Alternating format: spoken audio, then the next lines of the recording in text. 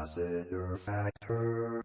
What's up, all my movie-loving maniacs? This your boy Bankful B of the Lassiter Factor, and with 2024 out the way, I thought now is a good time to start giving you my best and worst of list for the next couple of weeks, starting with all the TV I watch throughout the year. Now, this video in particular, I'm gonna give you my top 10 favorite TV shows in another video. But for this video, I'm just gonna give some special awards to some shows that didn't quite make the list, but I still want to give some love and appreciation or hate. Without further ado, let's just call these the Lassiter Factor Awards, and we're going to start out with all the shows that came out during the year of 2024. Let's get into it. And for a little disclaimer, I'm currently having technical difficulties trying to find the footage for some of these shows. So for the time being, I'm just going to be using images for this video and maybe the next. Who knows? Some of the videos may have footage depending on how I get it. Alright, disclaimer done. Now let's get to the video. First is the award for Best Episode, and I am giving that to The Boys Season 4, Episode 5, Beware of the Jabberwock, My Son. That episode really stuck with me because there's a lot going on. On one half, you have some of the crew, they going out with Giancarlo Esposito's character, trying to find the people that are making the virus, going off on their own little venture and having some family time between him and his daughter. But on the other side of things, you also got some family issues going on in which Huey is reunited with his mother, and his father, played by Simon Pegg, is in the hospital. He is on death's door until Huey's mother gives him some of the compound V, but it is also giving him dementia. He is forgetting things, and he has powers to phase through stuff. And we get to see things with this kind of power that we have never seen before. But what I really like about this half of this episode is the fact that Huey, he's been asking his father how come he didn't make him the power of attorney, and then he straight up told him he didn't trust that Huey would make the hard call. And at the end of this episode, Huey really did had to make the hard call, and that's what brought this episode home for me. Next is the award for Best Finale, and I am giving that to the season finale of Mr. and Mrs. Smith. This is one of my favorite shows of last year, but I really like the finale because this is really where it's based on the movie. But you spend the entire show getting to know them as a couple, and then they're going through their own trials and tribulations, and then it all comes down to the two of them just fighting each other, and then one of them ends up giving the other truth serum and puts it on himself, and then they really start revealing things about each other, and really it's just the cracks of the relationship really begin to see, and they end up coming back together, and then there's a cliffhanger for a possible season 2 if there is one to happen. To me, this is my favorite finale that I watched last year because it really shows why this show is based on the movie. It all came down into the season finale, which I think was a smart thing to do. Next is the award for Best New Show, and I am giving that to Papa's House. Last year, I really got into Abbott Elementary, and this year, I was really craving for some more sitcoms because to me, sitcoms are like comfort food, and it's nice seeing Damon Wayans back on TV again with his new show, Papa's House, and bringing his son with him. Every time I watch this show, I end up having a good time. Now, it may not end up on my top 10 because right now the show is still going, so I'm going to wait until the season's over to give a final analysis on it, but overall, I'm really digging the show. Next is the award for show that I binge watched, and this year I watched LA's Finest because after the release of Bad Boys Ride or Die and revisiting the first 3 Bad Boy movies, I wanted to go even further and finally give this show a shot, which only lasted 2 seasons. It's currently on Tubi, but I really like this show. I don't know what. Well, you could probably figure out why the show can get canceled. But if the Bad Boys franchise really want to revisit these characters and this section of the Bad Boys franchise, I actually wouldn't mind, and I think there's really clever ways how they can acknowledge these characters, but at the same time, they don't have to acknowledge the show. But overall, I really enjoy Gabrielle Union and Jessica Alba. They're not Martin Lawrence and Will Smith. They are their own characters. They bring their own thing. Please, Sony, if there is a Bad Boys 5 in the works, please bring these 2 characters back. Next is the award for a show that is so bad it's good, and I am giving that to Tyler Perry's Beauty in Black. Yeah, Tyler Perry really came up with a lot of content this year, and I ended up watching Beauty in Black because it was on Netflix and it's the first half of a full season, I guess. And this show kind of gave me the haves and the have-nots vibes. It's a show that it's a soap opera that just kept dragging on, and it kind of reminded me of that show, hence why I stopped watching.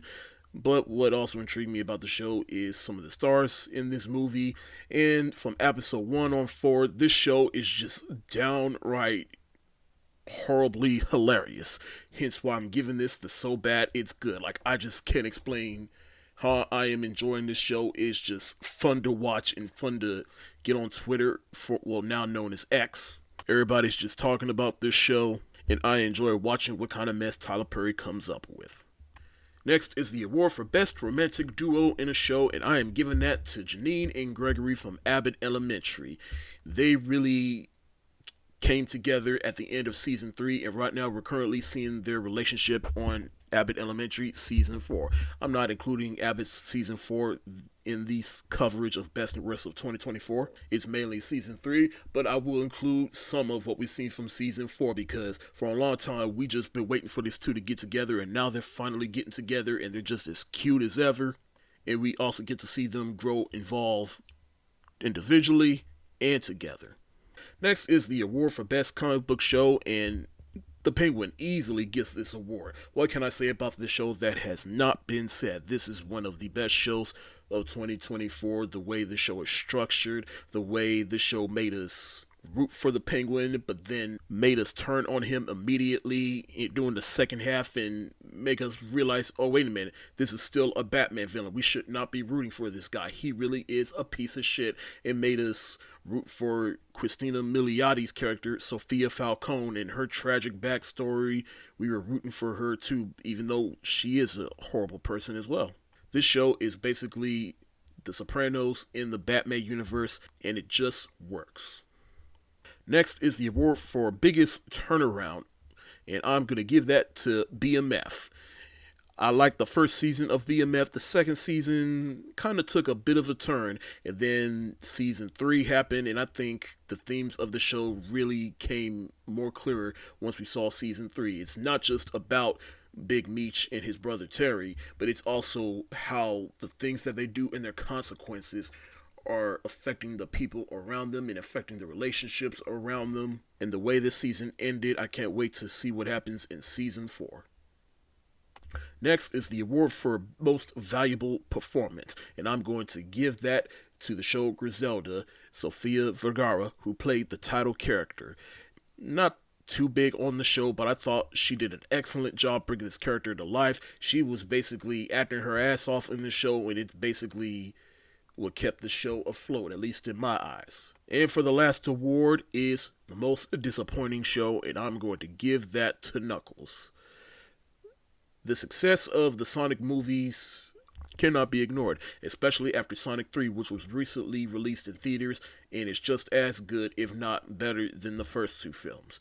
But this show here, I don't know what to tell you. Like, how you gonna make a show about Knuckles and he's hardly in the show, and we center it on the human character the whole time and his family issues? It's clear Paramount just wanted to put something out just to keep us occupied until Sonic 3 came out, which is fine, but come on now. I still like Idris Elba as the voice of Knuckles, though. You can definitely tell that he is having fun in the booth. Now, before I end this video, I do want to highlight some shows that I did watch but ultimately got canceled. The first of that show is my guilty pleasure show, Pretty Little Liars Summer School. Yeah, you try to do 3 spin-offs of the Pretty Little Liars show, and the third one gets canceled. Granted, it made it to 2 seasons, but still gets canceled. Yeah, I think it's time we let this franchise rest. I still enjoyed the season, but they keep making spin-offs that end up getting canceled. Come on, the writing's on the wall. This franchise's best days are behind it.